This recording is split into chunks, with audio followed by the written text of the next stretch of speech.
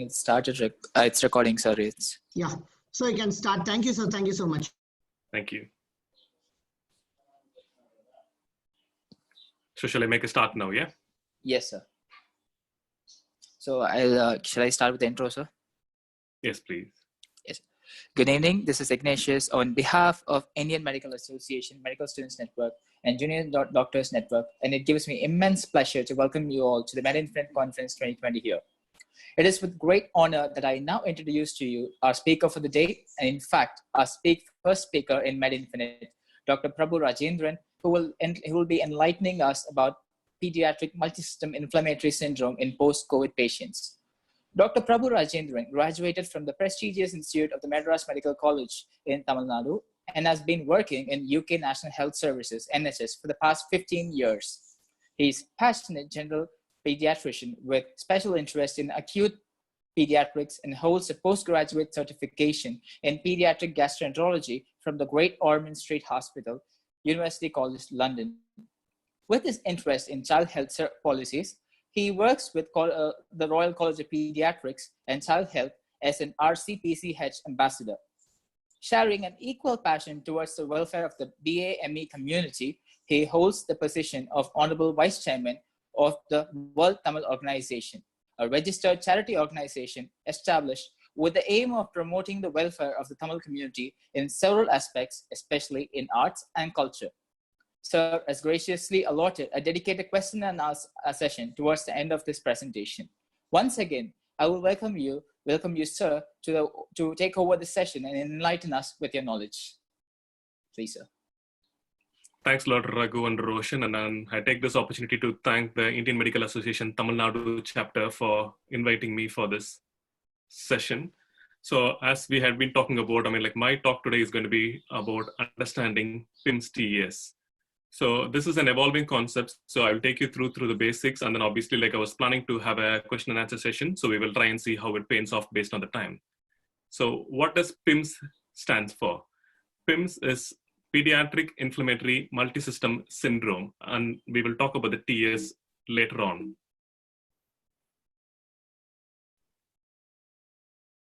So as an introduction to COVID-19, so Corona, essentially, why was it named as coronavirus is because of the shape of the virus. If I go back to the previous slide, this is how the virus looks like and how the outer layer looks like about the shape of the crown. And that is how the name corona had been named for this virus.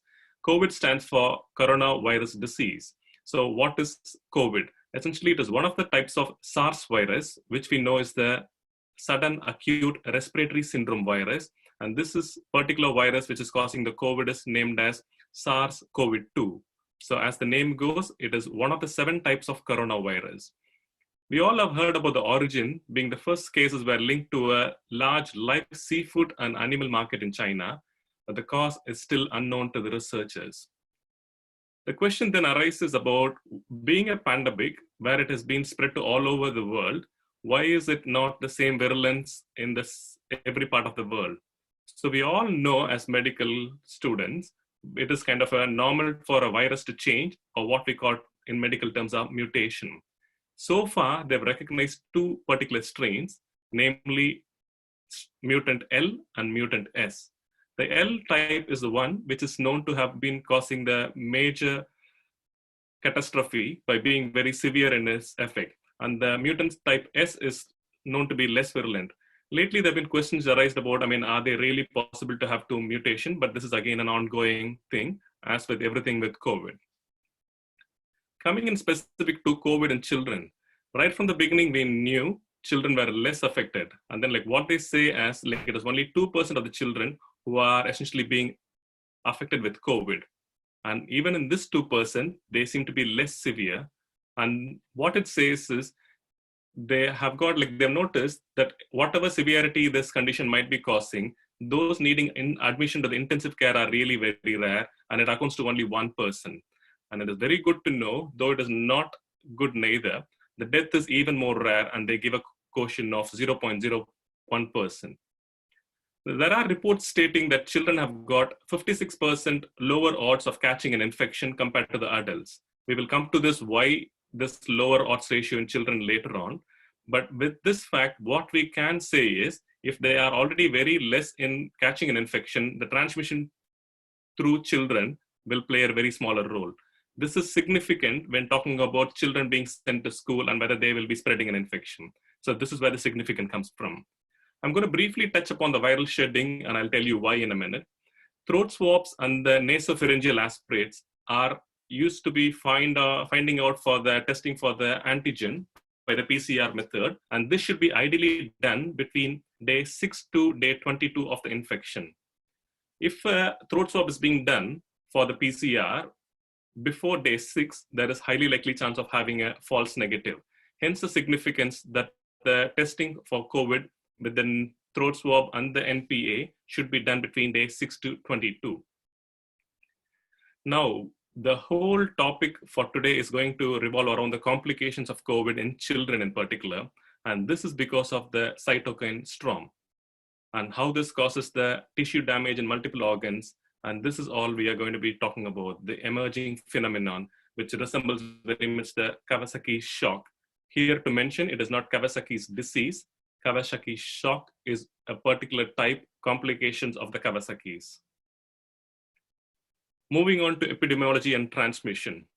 When all this started with the COVID-19 in children, what we were seeing was this was mostly affecting the children in the late adolescent.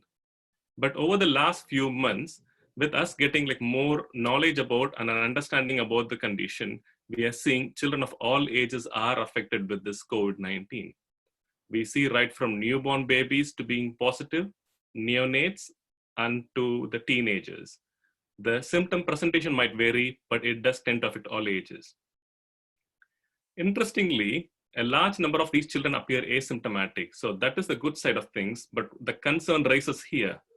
With the absence of widespread community testing, the proportion of subclinical symptomatic children are large. So which means we are definitely not being able to get the accurate epidemiology of this infection.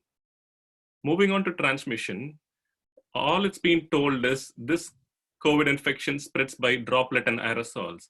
But there was a talk mid-May saying, is there a possibility of fecal-oral transmission?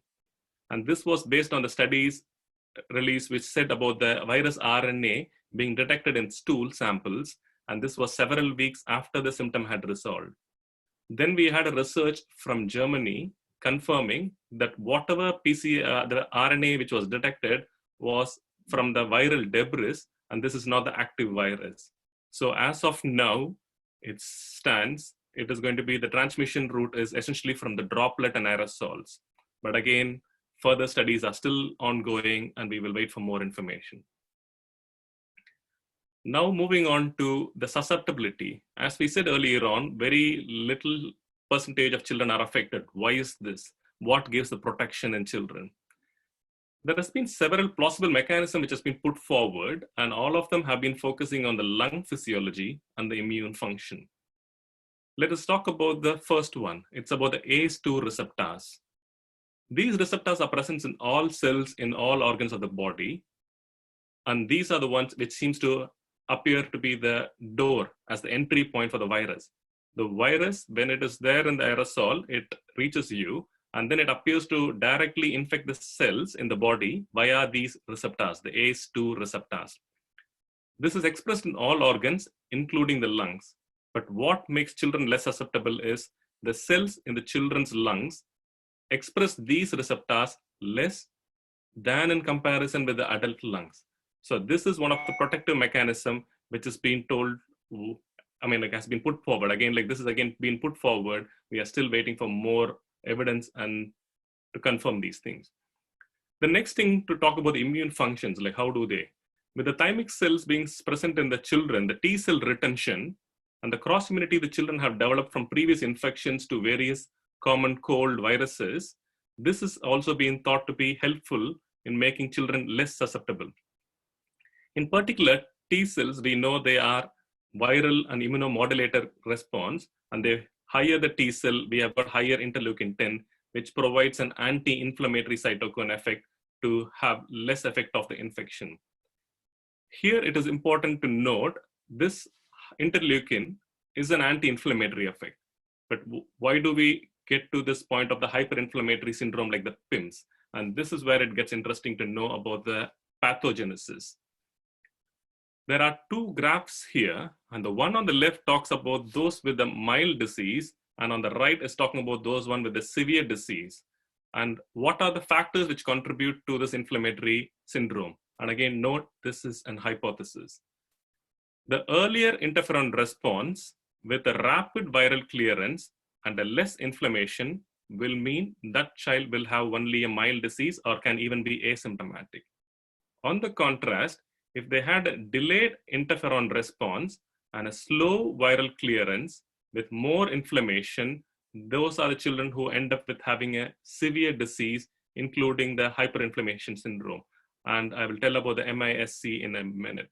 So this is why the possible explanation is why some children are getting milder, are being asymptomatic, and some children are being more prone to develop the hyperinflammatory syndrome. It is not just the viral load about the exposure, it is also about how your body responds and the interkinin, interleukins production. Okay, moving on to more in focus with the PIMS TS. So as we mentioned in the introduction, I'm practicing in the UK. So we go with the Royal College of Pediatrics and Child Health. And we were one of the first teams to have as the Royal College to come up with a case definition for this PIMS TS syndrome. So here goes the definition.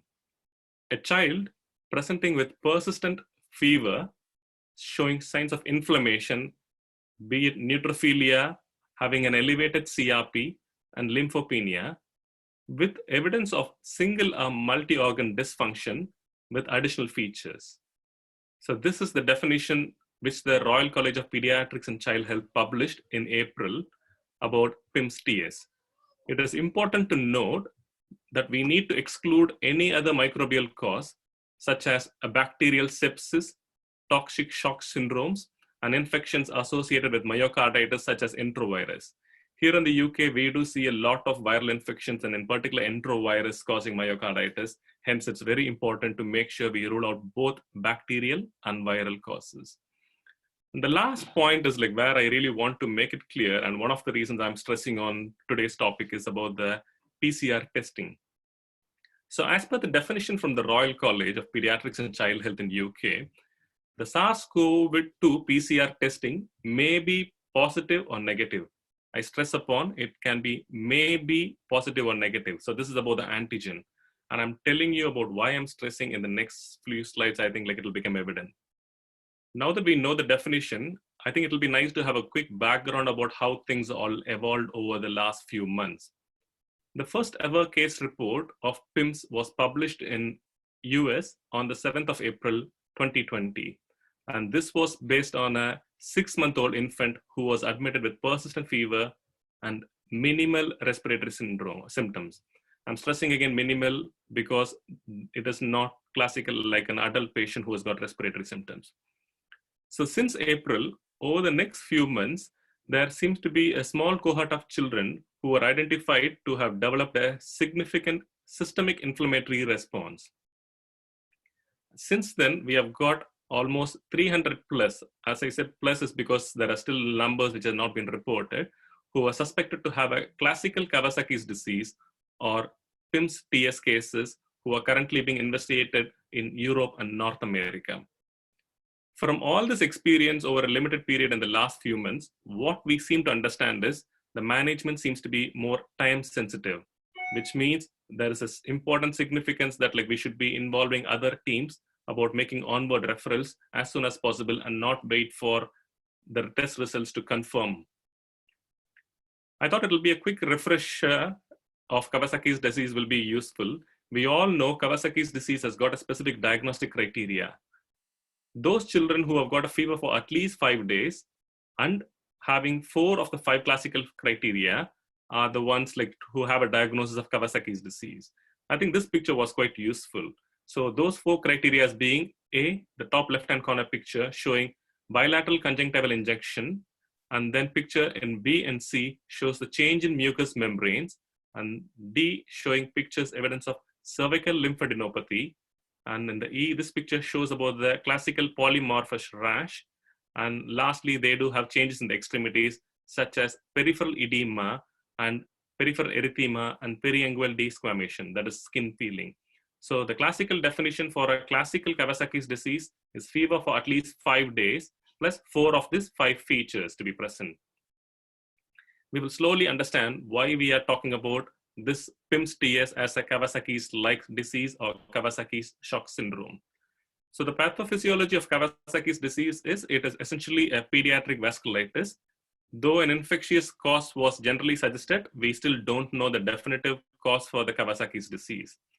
The treatment, what has been found to be helpful in Kawasaki's disease is use of high-dose intravenous immunoglobulin and oral aspirin. This has been noticed to be affecting children of all ethnic groups, but the highest prevalence was in Japan. And coronary artery lesion was also a very prominent complication of Kawasaki's disease. Now, having heard about Kawasaki's disease, let's focus on PIMS TS. I've tried to put the clinical features on one side and the infographics on the other side. Essentially, from looking at this picture, you can see the symptoms are very varied, and that covers all of the systems. And I'll touch upon the headache and confusion and the recent evidence which has come up in the last 2 weeks. Coming back to the clinical features. So all of these children are noticed to have a persistent fever of more than 39 degrees Celsius.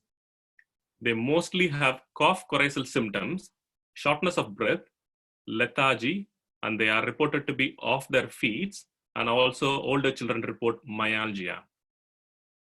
The next one about the abdominal symptoms, which was quite interesting to know, because the next slide I'll tell you about why this is significant. These symptoms are predominantly pain, diarrhea, and vomiting.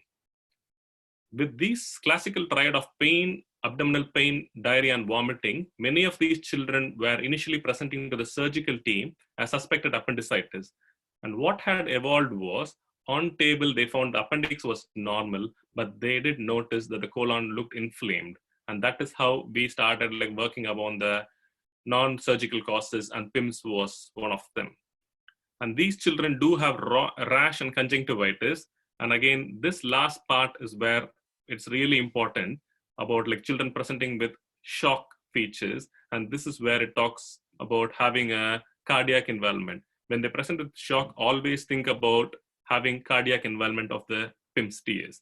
So the clinical features will be, they will be hypotensive and also having high heart rate. Generally in pediatrics, blood pressure will be the last thing we will all be worried about when you present a case.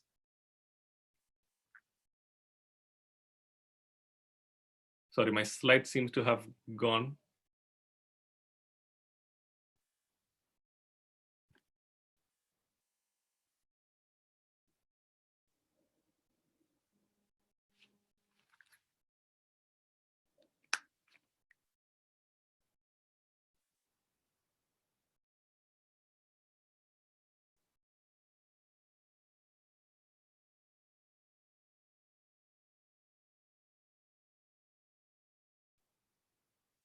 Sorry, can you hear me?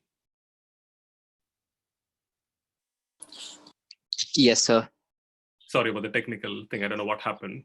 Okay, let me resume. As I said about the hypotension, in general pediatrics, we normally don't worry about the blood pressure. That will be the last thing we will ask in a clinical examination.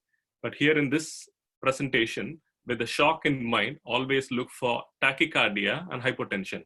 Another learning point from a general pediatric point of view, tachycardia, unexplained, needs to be ruled out about an infection as an until proven otherwise. If they have got a fever and a pain, that can cause tachycardia. But if you're not able to explain a tachycardia, please do not send the child home. This is again a general pediatric perspective. Now moving back to PIMS, as I said earlier on in the definition, always look for examination for other possible focuses for the sepsis. And this again includes a cardiac examination as well. Having heard about the clinical features, now I was going to talk about the laboratory features. But before that, this infographics again was quite useful. Those which are on yellow fit in with the Kawasaki's disease. And hence we are talking about Kawasaki's like phenomenon. So what do these children have? They have bulbar conjunctivitis in 90%, mucosal involvement, cervical lymphadenopathy, and mesenteric adenitis, lymphadenitis as well. They've got skin rash, and they've got coronary involvement. But if you look at it, respiratory symptoms are present only in almost 34% in comparison to the gastrointestinal involvement of 83%. So this is why there was at one point saying like, please do take abdominal symptoms quite seriously when we were trying to triage the patient with just fever and respiratory symptoms. So it is fever and it can involve any symptoms as such. And if you remember from the last slide, I was telling about the recent evidence, which is talking about the neurological. We did know that these children, as we said in the earlier slide, had headache and they had some confusion. But what has now become evident is like those children who end up having an MRI for whatever reason, thinking about encephalopathy in this current situation, they did find some typical MRI signal changes, and which has been added on to the diagnostic features as well. One thing I did want to mention about like this particular presentation of like having off feeds, as I did earlier on mention about smaller children having different features, especially those children who are under 1, who were presenting with fever. There was also reports of like them going off feed and having some apneic episodes. And this has been looked into as a feature for presentation in the neonatal age group. Now moving on to the laboratory features. So the way we are doing it at the moment is like when children come in with fever and then any of these symptoms, we start off with the general panel like we will normally do. And then if there are concerns about any of those numbers, then we will go on to the panel like where we talk about the PIMS TS. So we will normally do a full blood count, urea and electrolytes with the renal function, and also for looking for the CRP. So this will be the initial baseline investigation for anyone coming in with a fever. If you notice a raised CRP, I'm talking about like those who are having high CRP in the hundreds. The normal threshold is up to, the normal range is usually between 0 to 10, but if it is up to 50, we will accept for a viral infection. But these children with PIMS TS classically have a CRP in their hundreds, and they tend to double in the next few days.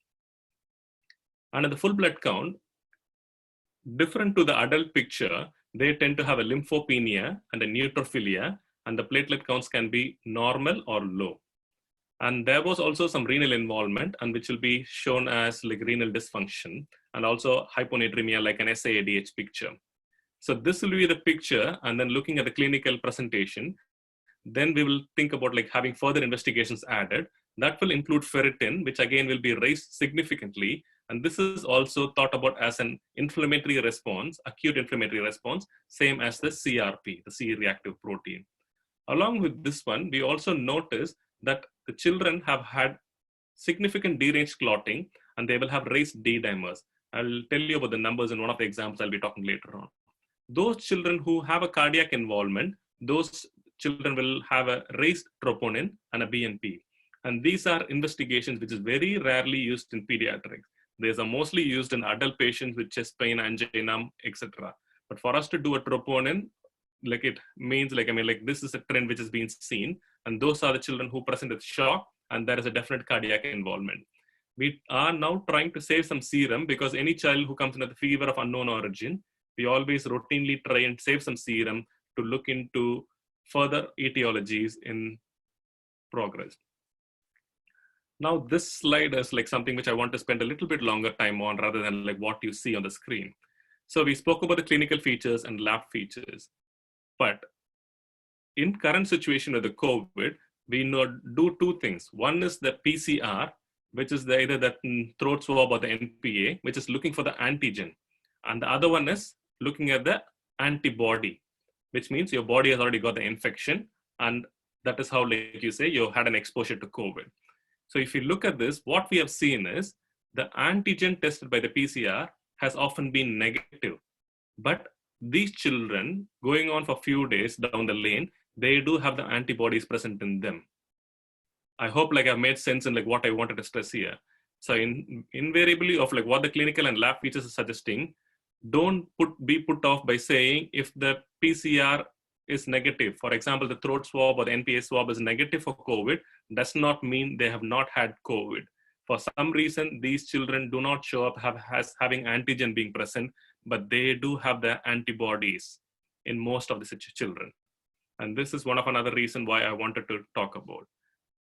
Moving forward, now that we have spoke both about Kawasaki's disease and PIMS, I thought it will be a nice dissection to look into the similarities and differences and get a better understanding of why we are talking about, are these phenomena the same?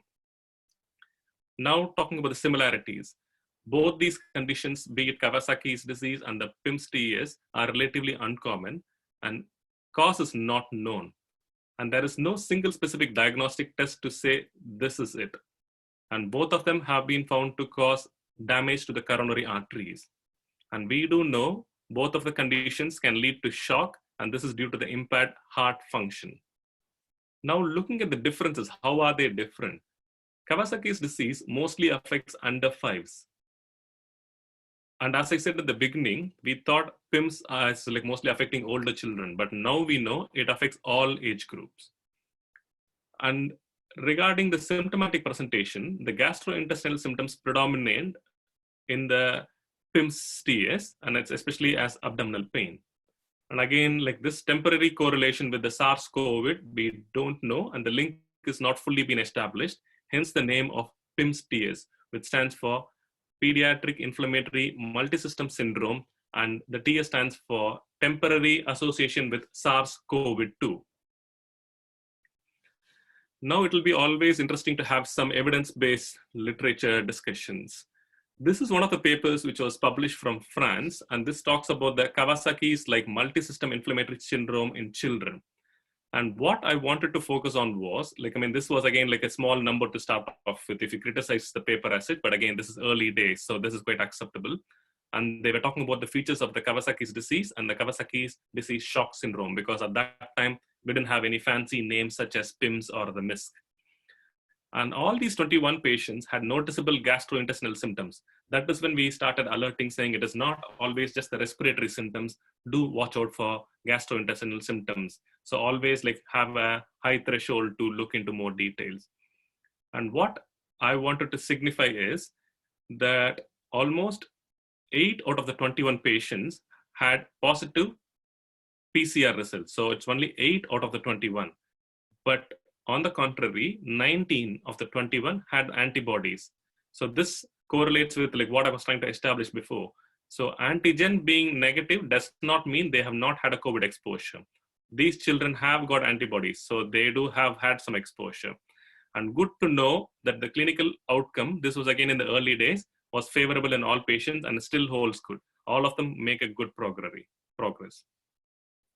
So after this initial paper, then the discussion started coming about, should we name them as PIMS or KDSS, which is Kawasaki's disease shock syndrome. So, but I don't know what is in the name. So this paper was published in JAMA, which is a Journal of American Medical Association. And what they had tried to say again was, they were looking in a study at 58 children, slightly more, and those were included based on the criteria from the UK's definition, CDC and WHO's definition.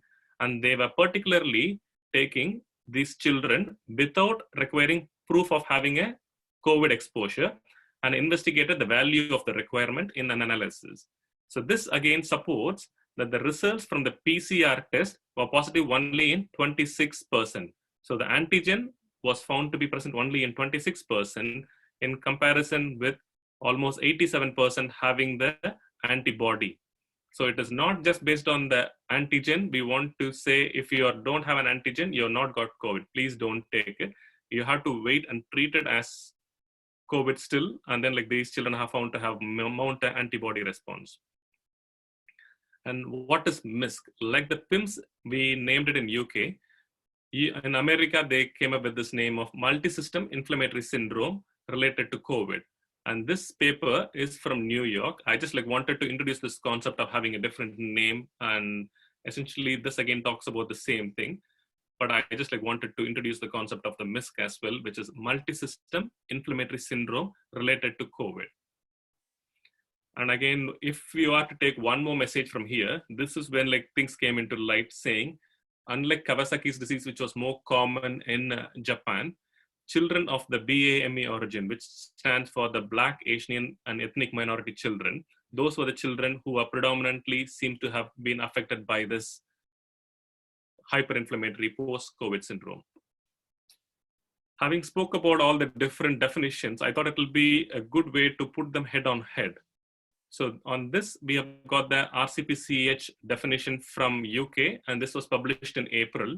And on the lower bottom, we have got the MIC, which is the multisystem inflammatory syndrome. And this was from the CDC, which stands for Center for Disease Control and Prevention. And this definition was in 14th of May, 2020. I'm going to concentrate not just on the first and the second, but I'm going to be more focusing on the third point. And if you look at the RCPCH definition, they talk about the SARS-CoV-2 PCR testing may be positive or negative. And when you compare it with the one from the US guidelines of the CDC, it talks about positive for current or recent COVID-2 antigen by RT-PCR serology or an antigen test, or COVID exposure within 4 weeks of the onset of the symptoms. So here it clearly says the antigen may be positive or negative. This is from the definition. And in the definition here, it talks about positive for current or recent infection by antigen test or having a COVID exposure within 4 weeks of the symptoms. Let us put this in contrast with the WHO definition, which the rest of the world follows. Again, let's focus on the last point here. It talks about evidence of COVID by having the antigen in the PCR testing or serology positive or likely contact with COVID. Here it does not say that the antigen can be negative. My point I wanted to put forward was, I think this is where we are possibly not being properly guided in looking whether these are all related to COVID or not. Let us say if this is the only guidance like we got in front of you, and then you're been looking at evidence of COVID positive is being there, and then if the antigen test comes back as negative and there has been no contact with patients with COVID, I'm not going to be thinking along the lines of COVID. So this is one of the important points I wanted to stress upon about how the WHO definition could have been slightly modified to make it more clearer to all of us. Finally, moving on to the management. I think the general principles of management is like what I'm going to be briefly going through.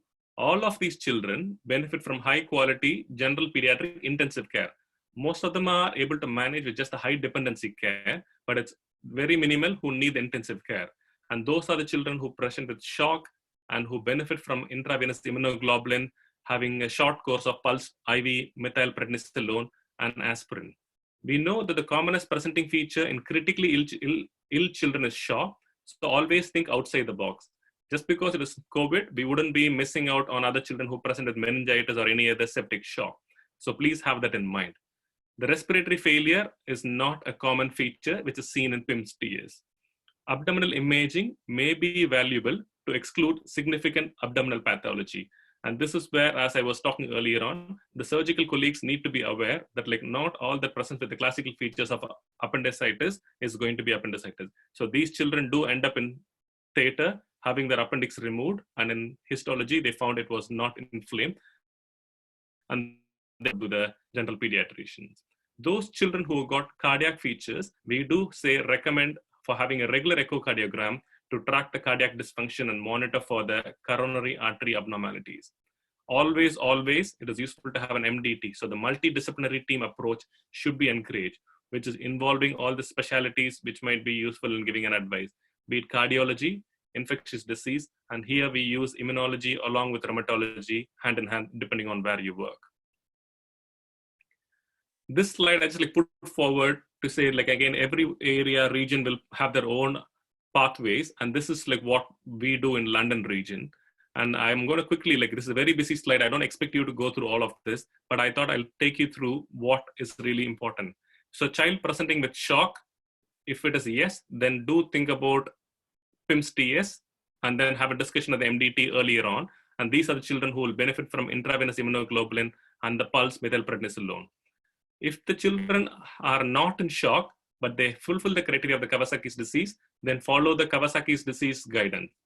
If the child is not in shock and is not fulfilling the Kawasakis disease, please follow this pathway where it talks about other undefined inflammatory presentations. And then follow the discussion of the MDT. And again, based on the discussion, you might be guided to use the intravenous immunoglobulin or the steroids.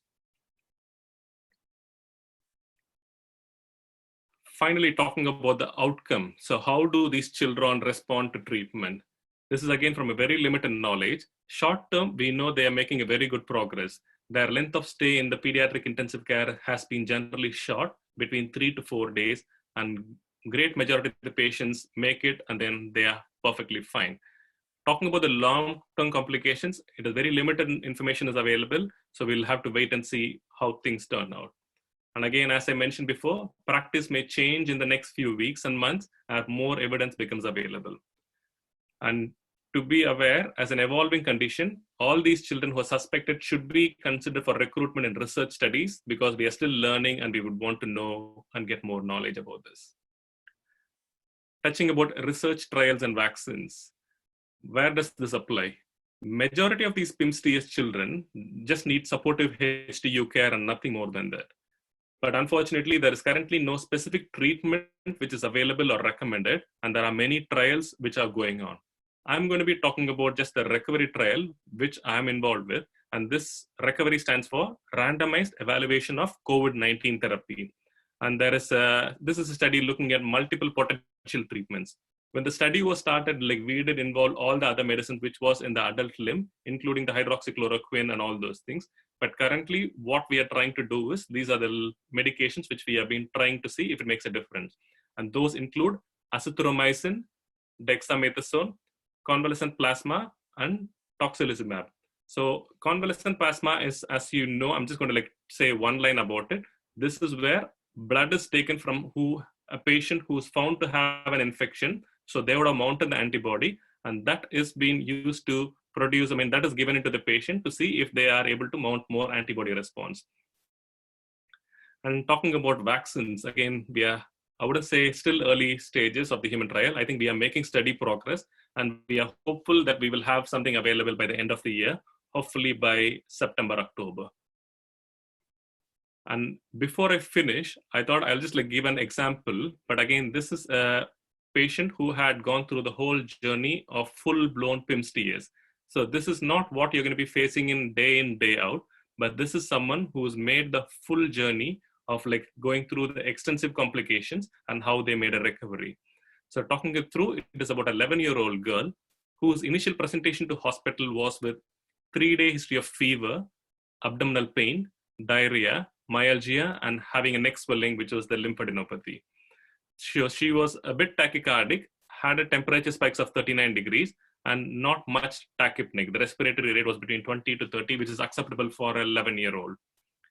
And focusing on the inflammatory markers, CRP right from the beginning was significantly raised in 150, and it increased very quickly to 300.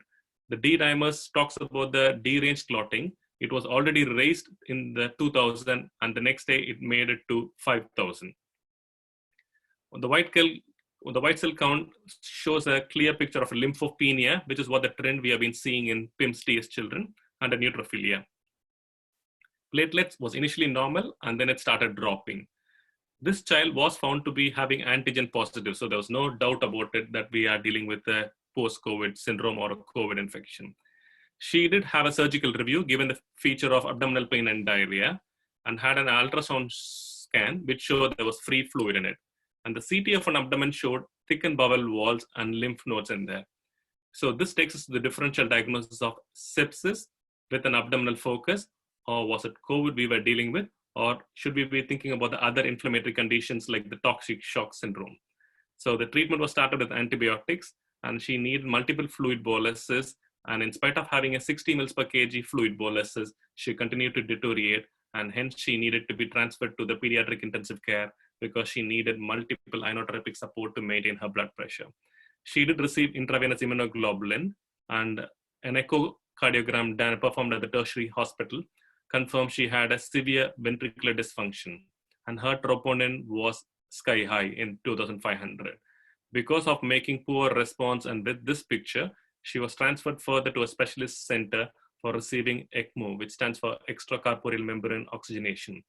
This is where she needed 16 days of ECMO. This is quite significant, and had high dose of methylprednisolone. And the biopsy of the heart confirmed she had myocarditis, which was predominantly lymphocytic. Following further continuation of treatment, She was finally successfully extubated and making good response, and she's made a recovery now to home. So this is the worst case scenario you would think about, but what I wanted you to understand was, so this will be the picture she had gone through, but still there is recovery and expectation for the patients to be discharged home. Again, let me make it clear, this is not what we see every day, but this is what can happen. So finally, I would like to finish off by summarizing the presentation. Right from the beginning, we knew there was a disease heterogeneity. So there was different presentations. So the aim of the talk today was to raise awareness among everybody as clinicians. So any patient who presents it, have a fever, have a high index of clinical suspicion, and this will help in improving outcomes. We know the common feature in this condition is with fever, but there are always other inflammatory conditions in pediatrics. So do think about it. Not all that we see this time of the year with fever is going to be COVID. There are still other inflammatory conditions such as Kawasakis, toxic shock syndrome, bacterial sepsis, and macrophage activation syndrome. The diagnosis relies on clinical criteria and laboratory findings. As I said in the beginning, so think about all the clinical pictures they are presenting with. Not all of them follow the same. There can be one predominant symptom in one child, not in another. And the laboratory findings tend to be mostly following the same pattern. Again, depending on where you work, the treatment protocol will vary. So follow your institution protocol. Finally, the potential link with COVID is not fully established or not well fully understood. Hence the reason we are calling this again as PIMS TS, where the TS stands for Temporary Association with SARS-CoV-2. That brings to the end of my presentation. RCPCH guidance is where I would point people to look into if you want to read more about this. And also we closely follow the guidelines given to us from the Pediatric Intensive Care Society.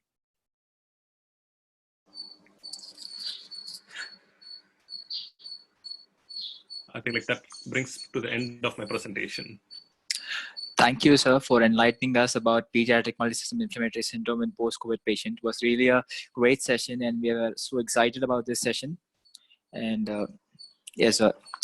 So this will be uploaded in the YouTube channel by as soon as possible, sir. We due to some technical issues, we didn't go live, so it will be uploaded in the YouTube channel soon, sir. Sure. Thanks a lot. Thank you so much. Yes, sir. And I'll get in touch with Raghu later on. Thank you. So shall I leave the call now? Yeah. Thank you, sir. Thank you so much, sir. Yes, sir. Thanks, Raghu. Yes, sir.